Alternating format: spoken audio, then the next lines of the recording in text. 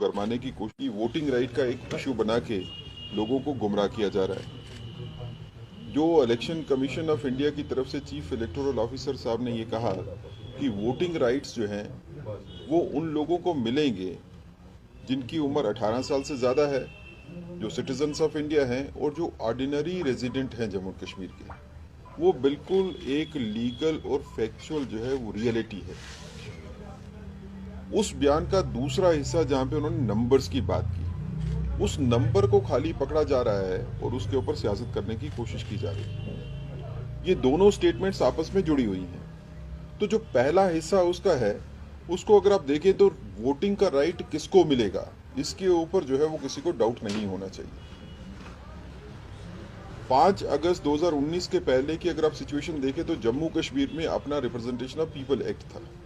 उस एक्ट के तहत जो वोटिंग होती थी असेंबली में जो है वो लिमिटेड होती थी उन लोगों के लिए जिनके पास स्टेट सब्जेक्ट होते थे।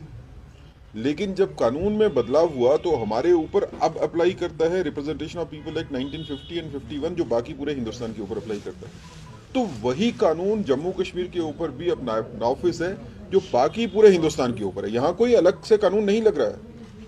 जो कानून पंजाब में है, जो महाराष्ट्र में है, जो केरला में है, जो गुजरात में है, वही कानून जम्मू कश्मीर के ऊपर भी है। जम्मू कश्मीर को कोई एक्सेप्शन नहीं ट्रीट किया जा रहा है। जो ऑप्शन बाकी जगह पे लोगों को है, हिंदुस्तान के सिटीजन्स को है, वो यहाँ पे भी है। अगर मैं जम्मू कश्मीर से उठ के बॉम्बे में चला जाता हूँ काम करने के लिए और मुझे वहां पे काम करने की अगर मंशा है तो मैं वहां पे जाके अपना वोटिंग राइट वहां पे बना सकता हूं, अपना वोटर वहां पे बन सकता हूं, अपना यहां से वोटर खत्म करने के बाद जम्मू कश्मीर में। तो वही तो राइट बाकियों को भी दिया जा रहा है। नंबर की अगर बात करें, हालांकि election commission of India a political है, we cannot comment upon any statement which is made by election commission of India. Number की अगर बात करें तो नंबर जो है, जैसे बाद में गवर्नमेंट की क्लैरिफिकेशन आई कि एंटीसिपेटेड और projected population above 18 years of age is about 22.96 lakhs above the voters who have already been made. So maybe it is in reference to that, but we cannot say as a, because we are not representing the Election Commission of India, nobody can do it. The government's clarification probably is a reflective upon what is the ground reality. Kashmir में खासकर all party meeting convene की जाती है जिसमें Gupkar alliance के नए partner भी बन गए, नए नए लोग जो हैं वो सामने आ रहे हैं और ये कहने की कोशिश की जा रही है कि पता नहीं कौन सी पॉपुलेशन जो है उसको शिफ्ट किया जाएगा जम्मू कश्मीर के बीच में वोट डालने के लिए।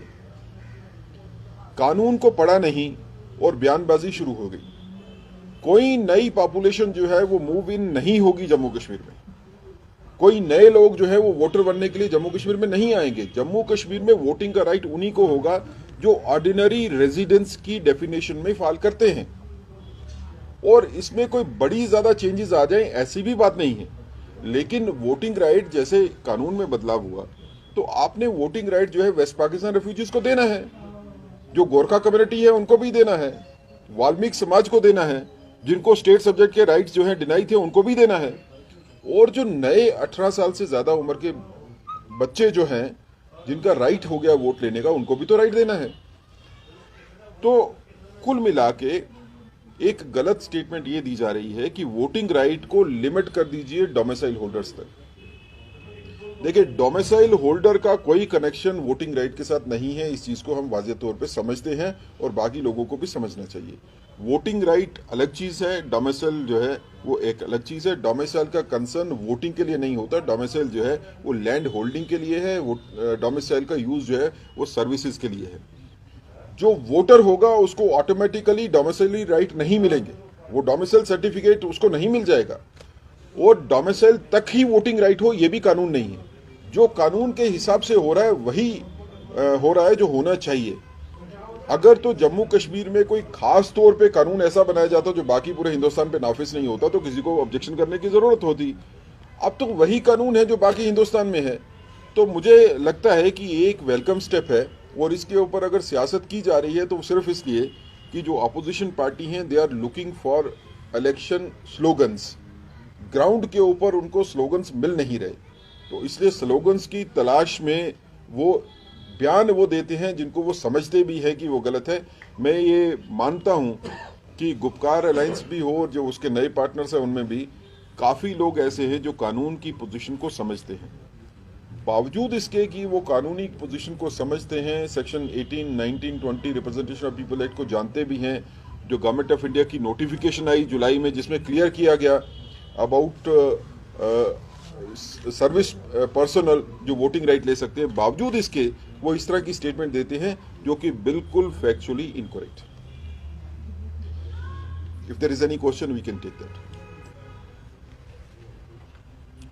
क्वेश्चन है भाईजान, अभी सर जो परसों क्लेरिफिकेशन दी थी DIPR ने, उसमें एक चीज़ का कमेंट नहीं किया वहाँ पर, वो है कि नॉन लोकल्स का जो उसमें, हालांकि फिगर्स पे तो उन्हें कमेंट किया है, लेकिन नॉन लोकल्स का जो उसमें ऐड किया है CO साहब ने या DIPR में जो क्लेरिफिकेशन दी गई, वो एक बड़ा कन्फ्यूजन था। और उस पर अभी जो आप कह रहे हैं कि वकोल आपकी सियासत हो रही है, वो सियासतदानों के अंदर भी मैटर ऑफ कंसर्न है और यहाँ की जो लोकल पॉपुलेशन है उनके अंदर भी एक मैटर ऑफ कंसर्न है।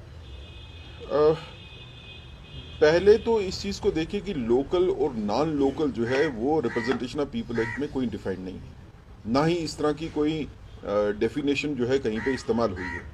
डेफिनेशन जो इस्तेमाल हुई है वो है ऑर्डिनरी रेजिडेंट। आप किसको लोकल कहते हो, किसको नॉन लोकल कहते हो, ये रिलेटिव टर्म है। अगर कानूनी तौर के ऊपर जो ऑर्डिनरी रेजिडेंट है, मतलब जिसकी मंशा यहाँ पे रहने की है, वो नौकरी करने के लिए होगा या बिजनेस करने के लिए होगा या किसी और पर्पस के लिए, कैजुअल विजिटर जो है उसको वोटिंग राइट नहीं मिलेगा। We are very clear upon this. अगर कोई आदमी कैजुअली विजिट करने के लिए यहाँ पे आया तो उसको वोटिंग राइट नहीं मिलेगा। जो एप्रीहेंशन है कि नॉन लोकल्स का मतलब है कोई फ्लोटिंग पॉपुलेशन होगी जो कश्मीर में आ जाएगी या जम्मू में आ जाएगी, उनको वोटिंग राइट मिल जाएगा, ऐसा नहीं है। कानून के हिसाब से जो ऑर्डिनरी रेजिडेंट है, जिसके यहाँ पे रहने की कोई वजह है, कोई वजह की वजह से वो रह रहा है, जो कैजुअल विजिटर नहीं है, कोई टूरिस्ट नहीं है या पिलग्रिम नहीं है, उसको वोटिंग राइट है। तो ये लोकल और नॉन लोकल का मुद्दा जो है, ये कोई नया मुद्दा खड़ा करने की जरूरत है क्या? महाराष्ट्र में जहाँ पे पूरे हिंदुस्तान के हर स्टेट से आके लोग बसते हैं, तो वहां पे वोटिंग राइट जो है कोई भी बना सकता है। तो क्या महाराष्ट्र में जब वोटिंग राइट बन गए बाकी सब के भी, तो महाराष्ट्र की क्या लोकल आइडेंटिटी खत्म हो गई? आज दिल्ली में चीफ मिनिस्टर कौन है? दिल्ली का चीफ मिनिस्टर है अरविंद केजरीवाल, जो दिल्ली का रहने वाला नहीं है, वो है हरियाणा का रहने वाला, लेकिन उसने आपको रजिस्टर करवाया कश्मीर दिल्ली में वोट बनने के लिए, तो वोट बना। अब अगर किसी की कैजुअल विजिट नहीं है, उसकी रीजन है कोई रहने का, तो उसको वोटिंग राइट लेने का हक है। जी, इसमें काफ़ी ज़्यादा फैक्टर्स है। देयर इज वन फैक्टर कि इसमें टाइम गैप क्या होती है। अगर कोई मुलाजिम यहाँ पर आता है, if somebody is coming here for employment और एनीथिंग एल्स, जैसे सिक्योरिटी फोर्सेस भी है, तो उसमें टाइम लिमिट होता है। क्या आपको पता है कि कितने टाइम लिमिट में जो वोटर है वो यहाँ पर वोट डाल सकता है जो नॉन लोकल से? आपके क्वेश्चन के दो हिस्से हैं, we try to answer both of them.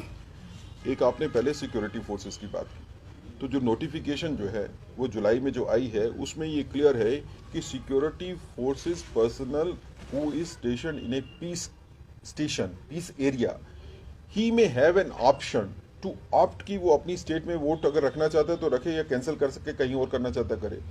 Piece area कौन सा है? कश्मीर में तो है नहीं, तो खतरा किस बात का है? जम्मू में भी पीस एरिया जो है हार्डली 1 या 2 हैं। तो एक ये फिजा बनाने की कोशिश की गई, पता नहीं लाखों की तादाद में जो है वो वोट जो है कहीं पे बनने वाले हैं।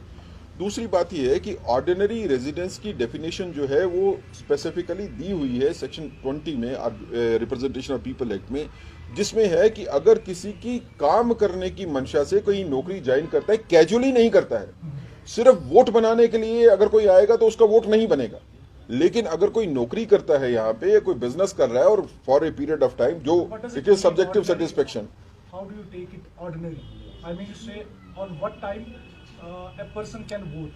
that is if somebody is coming here for employment, तो उसको कितने सालों के बाद वो राइट्स? नहीं, देखिए उसमें रिप्रेजेंटेशन ऑफ पीपल एक्ट में ये डिफाइंड नहीं है कि कितने सालों में है। It is to the satisfaction of the officer, the office of the Election commission of India, the directives which will be given by them, or the person who is registering them, he has to take a call that the person is here for a permanency or semi-permanency, so that he is not a casual visitor. We have to distinguish the person who is settling here and from a person who is working here with the person who is casual visitor here. Concern ये जरूर होना चाहिए कि casual visitor जो है उसके आने से इन्फ्लक्स नहीं बढ़ जाए।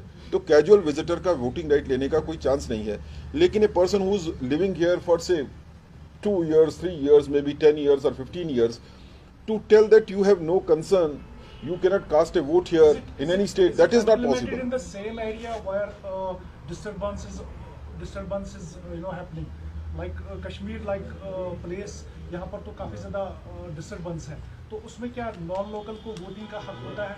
ये प्रोसीजर में है। देखिए, I don't take that Kashmir is a disturbed area anymore. We think that we are almost very near to peace in Kashmir. Largely the peace is returning here. There may be some incident of selective killings or selective targeting also, but peace has majorly returned in Kashmir. So again, taking Kashmir to be a disturbed area is, I don't think it's the right question. Peace area का concept जो है वो defense personnel के लिए है कि a person who's posted in a peace area, he may be having a right. A person who's not posted in a peace area, he may not be having a right. That is subject to understanding of the situation. So far as the civilians are concerned, there is no such bar of peace area or disturbed area. Sir जब से Yes. क्या sir आने वाले समय में लगता है कि जो डिस्टर्ब एरिया एक्ट लगा हुआ है कश्मीर में वो खत्म हो जाएगा? Sir, that will depend upon the ground reality, ground situation, the way the peace is returning to Kashmir Valley and the other areas which were affected areas, and with the speed, with the pace which it is going, I don't think that day is far when this disturbed area act will be taken back. It is all dependent upon how early we can return to peace, how Sir, early we can come to normalcy. Sir जब से abrogation के बाद permanent residence यानी PRC को domicile में convert किया गया, तब से अगर देखें 2020 के अक्टूबर से हमने देखा कि जो यहाँ नॉन लोकल लेबरर्स काम करते हैं या माइनॉरिटी कम्युनिटी के लोग हैं, चाहे वो उसमें सिख हों, चाहे वो कश्मीरी पंडित हों, इवन कि यहाँ मुस्लिम मेजॉरिटी है, लेकिन जो माइनॉरिटीज़ के लोग यहाँ पर उनको सिलेक्ट टारगेट बनाया गया यहाँ पर। तो डू यू थिंक कि जिस तरीके से आप कह रहे हैं कि जो नॉन लोकल्स को यहाँ पर फिर से वोटिंग राइट्स दिए जाएंगे, जो कि ऑलरेडी कल फारूक अब्दुल्ला ने प्रेस कॉन्फ्रेंस में भी कहा है कि उससे मजीद उनको टारगेट का निशाना बनाया जा सकता है, उसके लिए शायद आप रिस्पॉन्सिबल होंगे आने वाले वक्त में। मैं दो चीज़ों का आपका आंसर देना ज़रूर चाहूँगा। एक तो आपने पहले कहा कि स्टेट सब्जेक्ट्स को कन्वर्ट किया डोमिसलरी सर्टिफिकेशन में। This is not A correct position. Domiciliary certificate is not a replacement of PRC or state subject. PRC or state subjects were the creation of Article 35A, जिसमें exclusion किया जाता है, exclusion to the rule, exception to the rule. Exception to the rule is something which has been finished on 5th of August 2019. We are living in a rule now. We are not an exception. We don't want to create another exception. Number two, आपका ये कहना कि जिसको आप bracket करना चाहते हो non local population को, कि उनको टारगेट किया गया, or even local population in non Muslim population, if we are talking about that they are being selectively targeted, minorities who are being targeted,